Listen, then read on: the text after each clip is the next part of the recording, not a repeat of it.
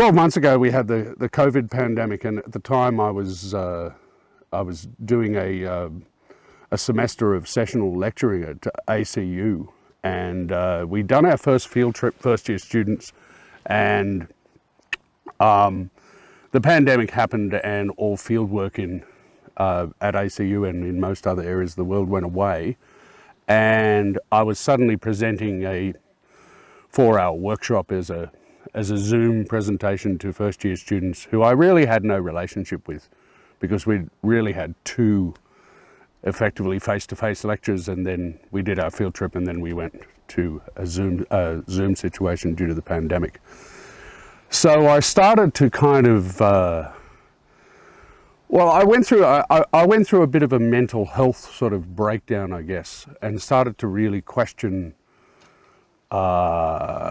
what I'd done for most of my career, and I was in this world, and there was a lot of uncertainty in my mind. I didn't know whether outdoor ed was actually going to come back in the form that I knew it before, and we can debate whether it has, but and so I did a lot of soul searching, and I guess initially reached out to some close colleagues, David probably being one of them, and sort of said, well, what's going on with you? And he sort of said, well, all my field work's gone away as well.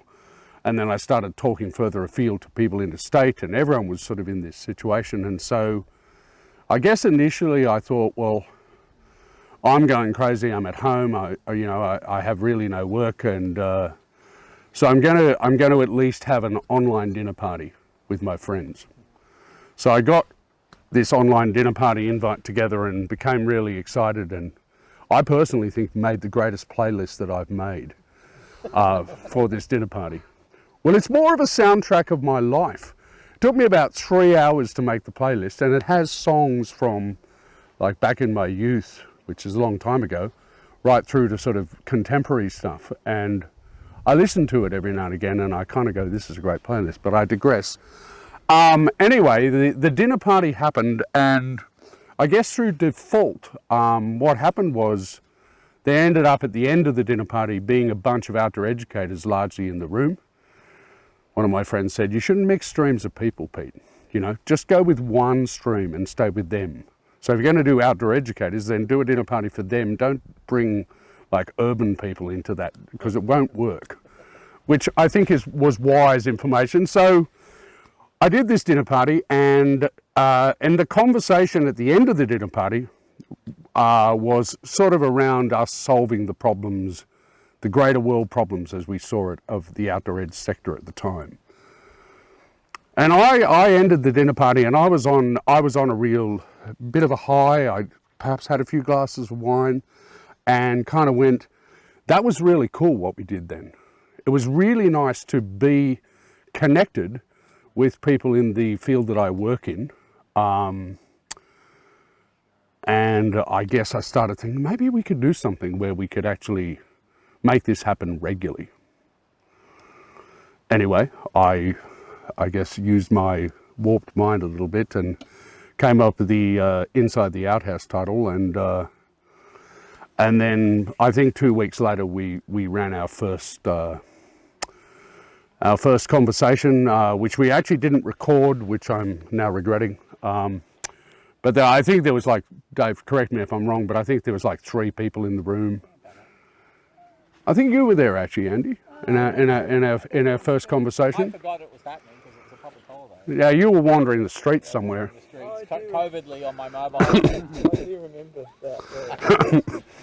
that. Anyway, so I guess it sort of, from there we kind of went, oh well, that went pretty well, even though there was only 4 people talking, and we really didn't have any idea how to manage a Zoom meeting or what was actually going on.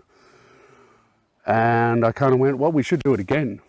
And stupidly, looking back on it, we decided, let's do this weekly. So we managed to get that together on a weekly basis, and it worked pretty well then, because the management team, which sort of has metamorphosized over the 12 months, had time because we all weren't working. And during that first, shall we say, 4 months, after the pandemic, we had some pretty interesting conversations with a range of people, everyone from major gear manufacturers talking.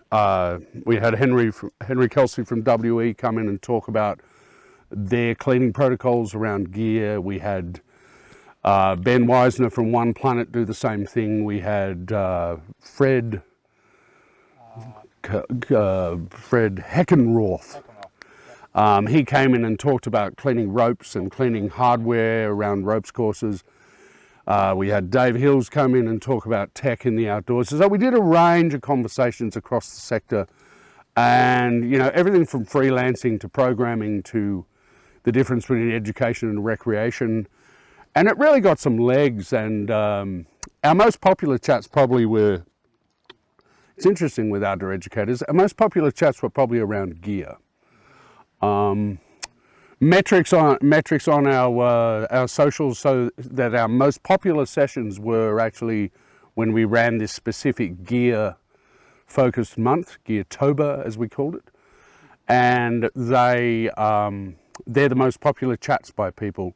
I think the advantage we had when we started recording it was lots of people who perhaps were in the field working, or perhaps were you know, we have part of our audience is from countries like New Zealand and South Africa and various other places, and they can't necessarily join the conversation in real time. So the beauty of that is up on our socials after the chat, depending how organised the management team is, the recorded session will be there and people can watch it at their own time. And you are finding people are doing that? Like people are watching it? The feedback is that people are more watching it online than they are actually necessarily attending the actual session. More people are watching the recorded version than the live version. That's, I mean, it's the nature of, you know, I mean, we all work in an industry where you're away and you often have technology, or at 6:13 in the evening, if you're working with a group, you're probably managing a transier circle, or you're doing something like that. You're not really necessarily going, oh, I think I'll go online and listen to this interesting conversation about the sector for the next hour. So I think that's why most people are watching online. And also, as I said, time frames, you know, we have listeners from Western Australia and things like that, and it's sort of, you know, it's in the middle of their sort of work afternoon, so often they're with students and whatever. So I think the dual, having the virtual conversation is good, but I think it's also good to have people listening online. So that's a bit of a summary of what happened, and the year ended and we had a virtual Christmas party / end of year celebration, which was poorly attended, I'd say, at a guess. But people, you know, people again were busy at that time of year. We'd all gone back to work and people were doing whatever they were doing to close their year out, and it was just a busy time. What I did like about it was we asked the people who joined us virtually if they could dress up in some sort of Christmas festive attire, and everyone did it, which was very impressive, I thought. I think there was 8 people or something. So Chitty, what was he dressed as? He had a Christmas hat on, little Christmas hat. Looked quite cute, Munch. You would have loved it. What you wore in there? Actually, we didn't record that one because it was a Christmas special. Yeah, so there's certain sessions where we don't record, and I think that works well, because sometimes people just want to come in and have a candid chat, and they don't want necessarily that to be on the World Wide Web. The other thing I think we've worked out over the time that we do really well is we have whatever the burning question or the topic is of the day. So this Monday, for example, Matt Townsend's coming in to talk about his company, Nature Freedom, and the session with Matt will be recorded. Then afterwards we'll turn the recording off after the end of the hour, and then people are free to sit around and have a more, you know, candid conversation. It initially started, I think, to support my personal mental health. And I felt like lots of people in the sector needed that support. I think we're a sector that works really well in a relationship-based industry, but we're not really that good about supporting our colleagues necessarily in that same capacity. We're really good at supporting our students. So I guess that's my first takeaway message of many learnings I've had inside the OutHaus in the last 12 months, is I think we need to be better. And I'm not saying the online, you know, I'm an outdoor educator at heart and I love being outside, and this has been an amazing day. And so I'm not saying the online forum is necessarily a way to do that. But I think, you know, the beauty of being able to connect with people across a nation and across a world is something that if we can integrate it into our lives in the outdoor sector, I think it can only add to it. How do you see the evolution of it, Pete? Where's the next? Because I know you've gone back to about, is it once a month now? We are 2 times a month, first and third Monday. And how do you see the evolution? Like, because there's probably like Dom's still doing his Friday. Is it every Friday? Every second Friday. Every second Friday he does his coffee and conversations, yeah. How do you see the evolution of the Inside the OutHaus? The way I see it is this, I think first and third seems to be at the moment working quite well. We've probably got at least fleshed out ideas and speakers lined up for the next couple of sessions. So I think at the moment that seems to be working. In terms of the actual management team, or the oligarchs as I like to call them, it works well because out of the 5 of us, normally at least 2 of us can be there for one of those Mondays. 3 of us might be gone doing something else, like, you know, this Monday it's going to be pretty unlikely that I'll be inside, but you know, other people like David will be there doing the thing. So I think that works out well for us. Having the gap is also really good because I think it allows us to present better sessions, more research sessions, and sessions that are actually more relevant to the sector. I'm really excited about the conversation that Andy brought up in the national chat, where we're sort of talking about doing some collaboration more around specific educational topics, and that will be reaching out to people who are really working in the sector to come in and speak about, you know, education in this field that we all love. And how's it working financially? Have you got some sponsors now? Well, it's interesting you mentioned that. I'm sort of in a negotiation with those folks at One Planet, and I'm sort of in a bit of a looser negotiation with some folks at WE, but that's a bit looser. I have dreams about Patagonia sponsoring Inside the OutHaus, but they're only dreams at the moment. Dreams about Patagonia sponsoring us? Well, relative to the size of the company, I only want a little bit of sponsorship, you know, a little bit, you know, give us some free puffer jackets occasionally would be good. Where I see it going, I didn't really answer the question. I guess the podcast is a bit of a development. So I recorded my first, the episode of my first podcast yesterday, Imposters and Gurus.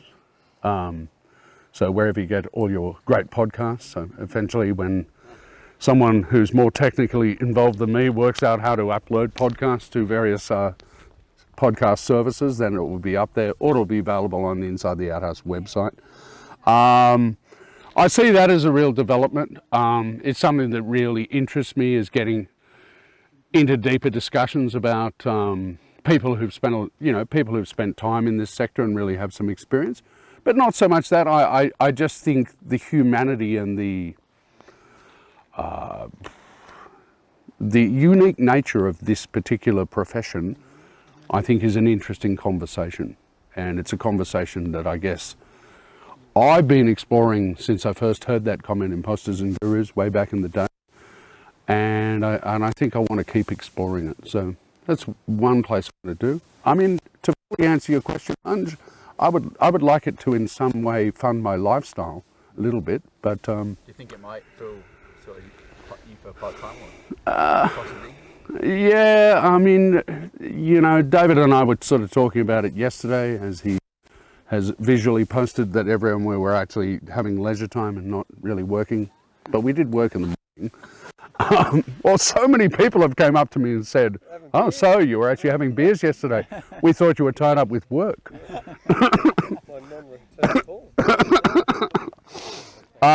Anyway, It's got lots of likes. It's all good publicity. Come on. You get your baseline YouTube metrics up for baseline YouTube ad metrics. It's not bad funding. So, yeah, is that it's a bit of a different? Are you monetizing? Are you advertising? Is there advertising linked to YouTube, or is it? we haven't, because we need something like 100 subscribers. We have. to our YouTube channel. Before YouTube will. I'll do my bit. So we've got, I think it's really quite low at the moment. Like OutHaus YouTube channel, it's probably the oligarchs and a couple of other random people. Dave Chitty. So if you could do us a favour, you go and subscribe to our YouTube channel. Okay, that's interesting. And join us in the conversation. Like the more, and like just when you're out in the field, talk to people about the conversation and say, hey, it'd be interesting to have you in the conversation. And it's, I think the other thing I like about it is, and I've talked far too much because I wanted it to be a conversation, but I think I like about it is it really levels the playing field. You know, we have everyone from, you know, Dom Courtney of Outdoors Queensland to people who are working as freelancers to people who are, you know, there's a guy who regularly comes into the room from South Africa. You know, so it really in its way has connected. A couple of weeks ago we did a webinar to AOR, which is the Association of Outdoor Recreation and Education, one of the peak bodies in the States. And that was a pretty cool experience, just to be on the other side of the Zoom conversation. And they were just asking sort of relevant questions about the Australian experience, and it was a bit different to a Zoom conversation because you didn't have people in the Zoom room asking you questions. So they posted questions previously, prior to their people, and then their people asked the questions. So it was a closed forum in that way. You know, at the end, I sort of said, oh, it'd be great to have you guys come into the OutHaus and potentially talk about, you know, the situation in America a bit more, and they're quite open to that.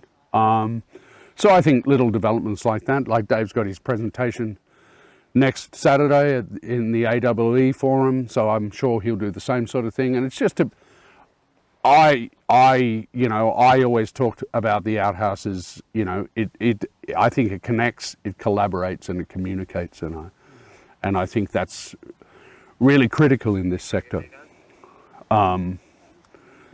It's a really interesting thing. Like, I think COVID's been this funny space, and I think what you did was, or what your collective did was feel like a unique opportunity for people to collaborate, where we're all feeling at a loss. And it has opened up doors, like in terms of, you know, people start going, oh, well, we'll get on that webinar from the States or Europe and those sort of things, and the accessibility. And I think also, like you said, it does flatten the thing. Suddenly you're in the same room as X from the States. Yeah. Everyone's head's the same size. Yeah. Everyone's got the same space screen. You can't dominate. So, and it provides a unique opportunity to deliberate and debate some of these topics that are sometimes a bit inaccessible to lots of us. So, we had a one of the more two that come to mind about women in the outdoors. So similar to this morning's discussion about how do you sustain as a female instructor work-life balance and having families and finding employment in those regards, and that was a very animated conversation. And then we had 45 people earlier in the year, in one of the early ones this year. We went to the reduced format on wages and conditions. Wages and conditions, yeah. And we were able to pivot within a week of that becoming a burning topic within Facebook, social media channels, where it was getting hundreds of comments and people going round and round in circles arguing with each other. But well, let's not just do it, in a chat format. Let's throw it into the OutHaus and see who turns up. And we had people from South Australia, Western Australia we'd never seen before, some really big players, names that I know, that and I've met at industry forums and conferences. In some cases, not actually saying anything and just sitting there with their camera off, but they wanted to hear what was being talked about in case it was insightful or impactful for maybe their organisation, or it was about their organisation, perhaps. But it was a really productive conversation, and I think to some extent that's led a little bit towards what the OCA's national conference, talking about not just wages and conditions, but all the issues, and the pandemic's been a horrible thing, obviously, with all the deaths and all the carnage and the loss of wages and conditions. But it's definitely brought an awareness, I think, within our industry, and the OutHaus has helped that a little bit. Of we're not very resilient as an industry, as a profession, and we need to do better, and we need to be more self-reflective, I think, in terms of how do we sustain someone who's my age who's still trying to stay in the field and carry a pack, or how do we keep the 25-year-olds from leaving for other jobs, which seems to be the current trend, which means that there's all this demand for outdoor education and outdoor learning and outdoor spaces for our young people, but there's increasingly less and less skilled people who are wanting to stay in the industry. And so finding a space to have that discussion, I think, is where the OutHaus has filled the gap. Can I pose a question to you guys as a group who's joined this chat? Do you feel we do a good job as a sector, as that seems to be the word we're using at the moment, in promoting what we do, and how could we improve that? Well, we promote what we do in our work. So many thousands could see that happen. That will capture a few that go, oh, I'd like to do that. Not many though. But it comes back to this wage condition. If you're a freelancer with intermittent seasonal work, you're not offering much. I think that's the biggest catch. Where courses, like I just had, Brandon, courses like what you're doing at Sunny Coast, people are coming through solid qualifications. Hopefully there's jobs for these people.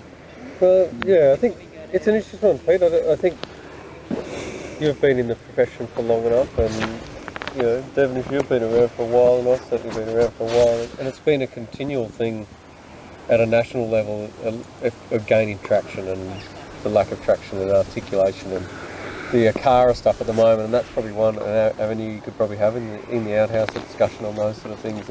We only really got in the last iteration of the national curriculum some sort of foot in the whole door there, and that was after a massive push for a few people to have that written in and a lot of work. So we've tried to be all things to all people, and we haven't achieved that, and we try and be something fairly unique, and people don't get us. It's a bit of a tricky pathway. Yeah, the difficulty is we're a tricky thing for institutions to incorporate, because there are all these questions about, like practical questions about hours of duty and sustainability and the unusual activities that we do, and the drain on resources to run a centre or a program. So it's the two hard marks for lots of places we are. But that, I guess the counter to that is we should be better at have a really keen sense of exactly what it is outdoor ed can do, and that all things to all people is probably one of our issues. Like we're sort of spread pretty thin. Like what is it? And it's different at different institutions as well, because outdoor ed, what we do for Hillbrook, that might be different to what it is at Grammar, and different to what it is at Ironbark, and those. So that the narrative or the story that we tell our stakeholders about what outdoor ed is probably different. So then having one voice is perhaps a challenge. And it's been difficult. We have different training methods. We have different educational pathways. I think there's some value in the states coming together a little bit more in terms of being an Outdoors Vic, Outdoors New South Wales. I think that clarifies things, and how OEAQ fits in with Outdoors Queensland. I think that is beneficial in having that conversation. That helps.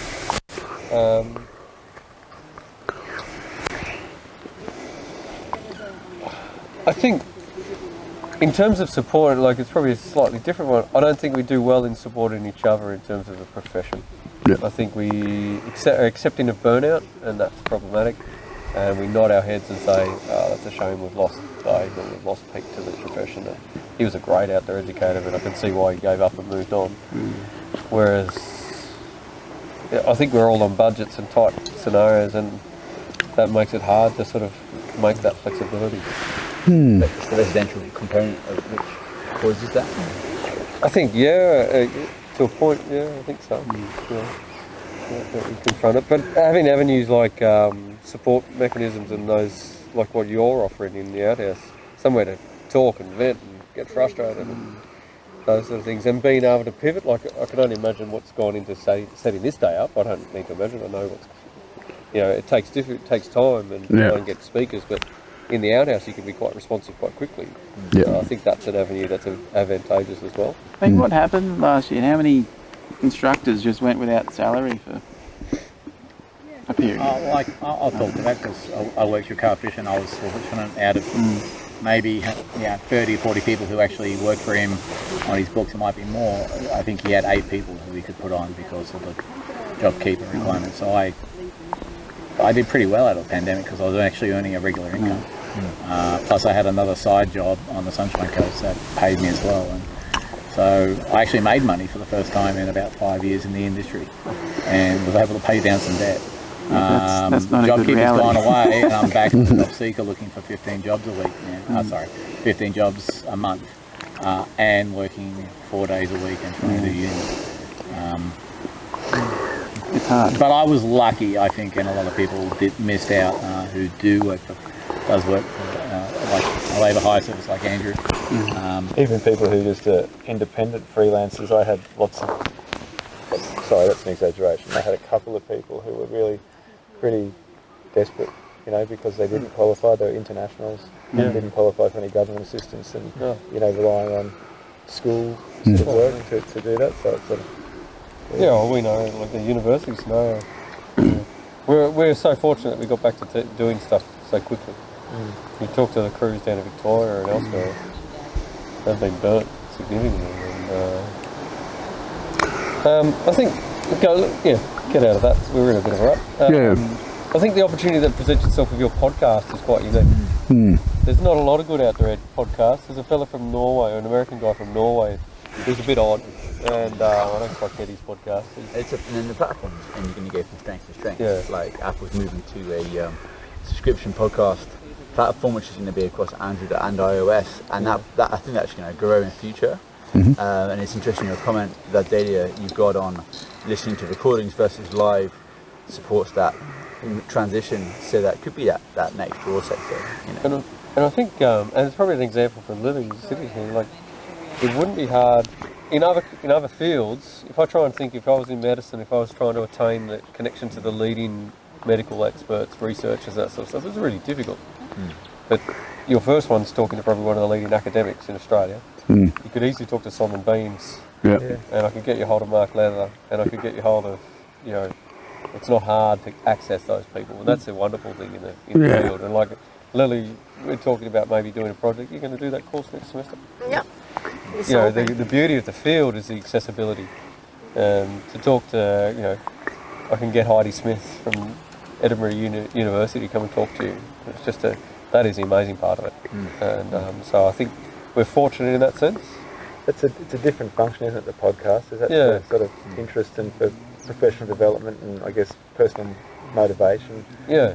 But the outhouse being a conversation, interactive, like I guess that was filling that need for that community, that sense of actual human connection. There was a desperate need for information during the pandemic lockdown, and week to week we didn't have a lack of content, and we sort of had people coming out of the woodwork offering to present 20 minutes.